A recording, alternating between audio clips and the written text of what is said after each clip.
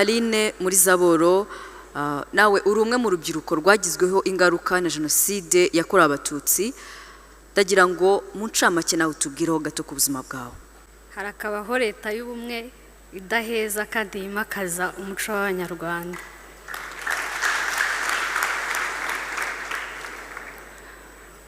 Banyakubahwa abayobozi mu nzego zitandukanye, rubyiruko bagenzi banjye, mwiriwe. Amazina yanjye nitwa muri Zaboro Aline, nkaba mvuka mu karere ka Muhanga, nkaba ndi umwe mu rubyiruko rwagizweho ingaruka na jenoside, ariko nkaba ntarindiho mu gihe cya jenoside. Njyewe mvuka ku mubyeyi wafashwe ku ngufu muri jenoside, bimuviramo amahirwe make yo kumbyara.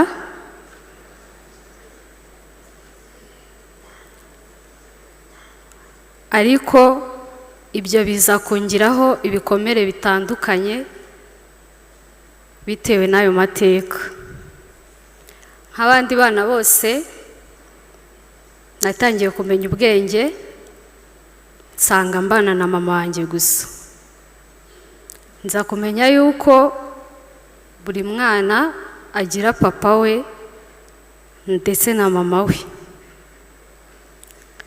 Icyo gihe ntangira kubimenya, natangiye kujya mbaza mama, nkamubaza nti se njyewe papa wanjye ari hehe?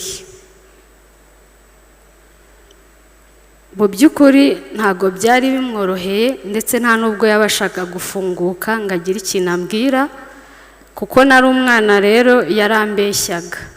Bwa mbere arambeshya, ambeshya izina ubwe yihimbiye. Nyuma nk'umwana nkomeje kujya mubaza ibibazo, abona ntago azabasha kubisubiza, arangije arambwira ati erega iryo zina uvuga ntago ari ryo nakubwiye. Noneho ambwira izina rya papa w'umubyara ariwe sogokuru wanjye, ambwira ko yapfuye. Impamvu yahisemo kumbwira izina rya papa w'umubyara ni uko ari ryo zina yari kujya abasha abonera amakuru yose buri mwana yakubaza, akabasha kuyabona hafi. Niyo mpamvu yahisemo kumbwira iryo zina rya papa w'umubyara. Nkurira muri ubwo buzima, ariko bwari ubuzima butoroshye. Murumva umukobwa wari ukiri mutoya,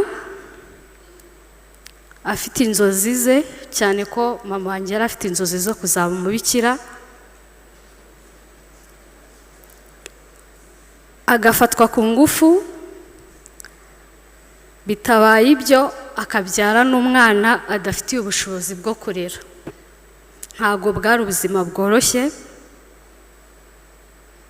cyane yuko namenye ko igihe yarantwite, ubwo jenoside yarangiraga,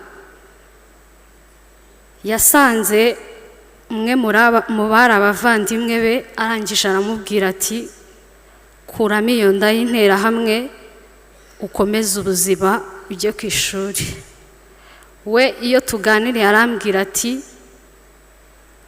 impamvu ntagukuyemo inda yawe ni uko nari umukristu, nizeraga Imana, kandi nari mbizi ko kizira kuvutsa umuntu ubuzima bwe, kuko abantu atari bo batanga ubuzima.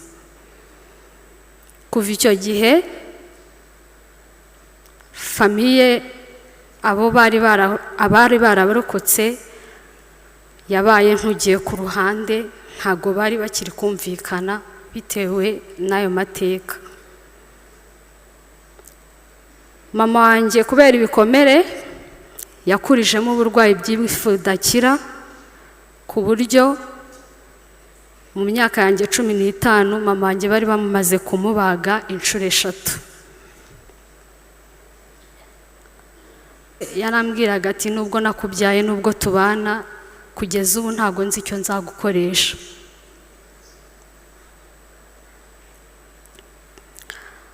Ariko ibyo byose nubwo byabaga, ntabwo nari nzi nyirizina ikiri kubitera.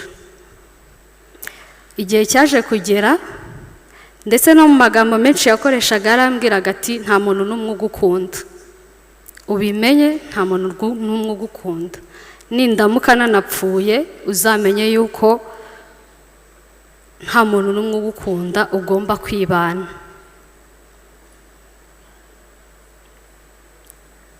Ibyo byose byabaga gutyo, ariko ntazi ikiri kubitera kuko nari nkiri umwana. Ngize imyaka 12 nibwo mama wanjye yisanze muri organization yitwa Sevota, akaba ari organization yafashaga abantu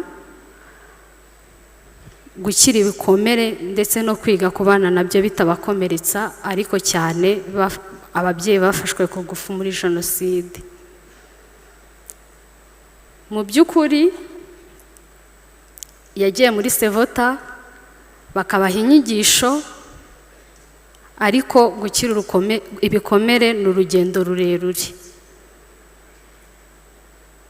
Agataha umunsi umwe bikaba byahindutse, undi munsi bikanga, ari bwo buzima. Muri Sevota rero bagiraga porogaramu imwe bayitaga festival, cyari igikorwa ngarukamwaka aho batumiraga ababyeyi, noneho ariko bakababwira ati muzane n'abana mwishimane kugira ngo mwongere usabane, cyane ko mu nyigisho zimwe na zimwe babahaga zari zirimo gukunda abana babyaye ndetse no kubabwiza ukuri. Bwa mbere njya muri Sevota hari muri 2007 mu kwezi kwa 11, mama yaraje arambwira ati witegure ejo tuzajyana i Kigali.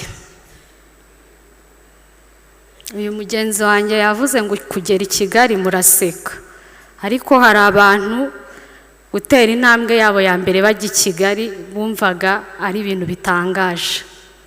Uwo munsi nanjye naraye ntasinziriye, ari meze nk'umwana uri bujye guhabwa Ukaristiya ya mbere, niwe urara yamanitse agakanzu n'agakweto avuga ati amasaha sinzi ko ari bugere. Kuri njye numvaga ari igitangaza kuba ngiye byonyine kujyana na mama wanjye, cyane ko we yari yambwiye ko ari ibirori.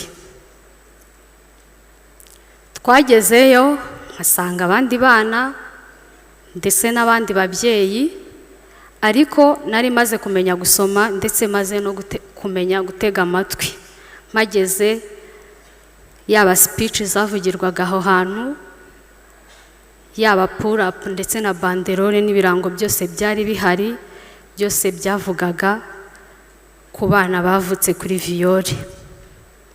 Speech bakavuga ati mubakunde n'abana nk'abandi, ntago ari interahamwe nk'uko mubita, ntago ari abana b'interahamwe nk'uko mubita, mubereke urukundo kuko nabo n'abana nk'abandi. Twaratashye, ariko mu modoka dutaha nagiye nibaza ibintu byinshi.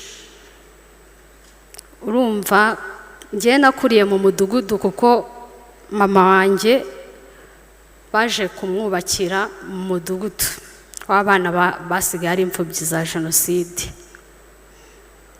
Nk'umwana wakuriye mu mudugudu nari nzi icyabaye muri jenoside, nzi ko abahutu bishe abatutsi, nzi ko interahamwe zishe abatutsi. Nagiye mbitekerezaho, ntekereza ya speech yavugwaga bavuga bati ntago ari abana b'interahamwe nk'uko mubita, ni abana nk'abandi. Tugeze mu rugo nabajije mama ndamubaza ntese hariya twari turi ko bavugaga gutya, nanjye ndi umwe muri abo bana?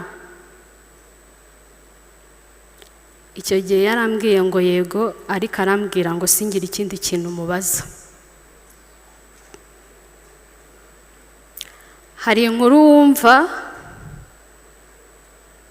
ukumva isi kubanye ntoya kandi udapima na metero imwe.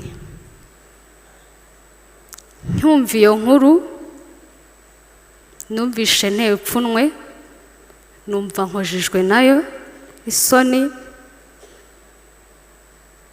mbese numva kubaho bindutira gupfa.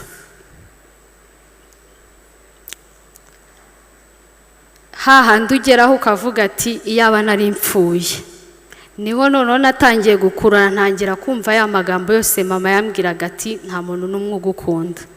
Ntangira kumva impamvu nta muntu n'umwe unkunda. Mu by'ukuri cyari ikintu kigoye cyane. Ibaze kuba wari usanzwe uzi yuko papa wawe yapfuye agapfa muri jenoside yishwe, warangiza noneho ukongera ukakira inkuru uvuga ngo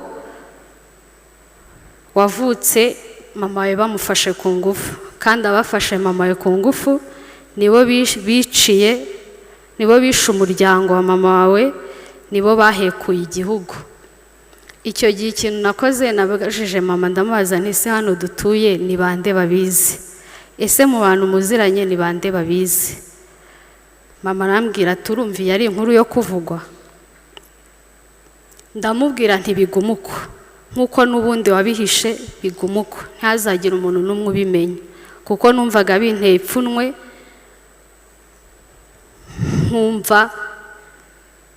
nkumva nyine buri muntu wese uzajya umbona aricyo kintu azajya nsomamo. Nakuyemo ibikomere bitandukanye, ariko cyane ibyashegesha umutima wanjye.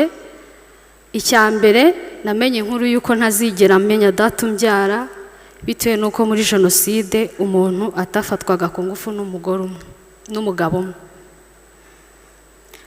Nkuramo igikomere cyo kumva ndi umutwaro kuri mama wanjye, bitewe n'ubuzima twari tubayemo, ahora arwaye, nta buzima, nta epfo nta ruguru. Mbese ndavuga ati byibuze iyo nza kuba ntahari ntago aba afite iyi mitwaro ingana gutya.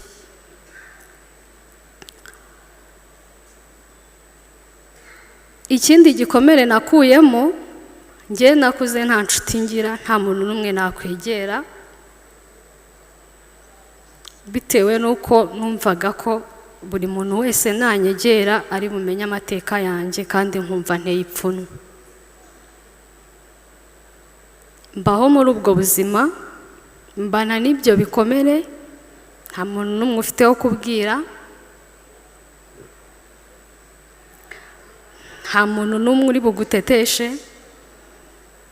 nta muntu n'umwe, uri wenyine, kuko n'umubyeyi wawe ari we wakagukoreye ibyo ngibyo, nawe ubwe ntiyorohewe bitewe n'ibihe yabaga ari gucamo.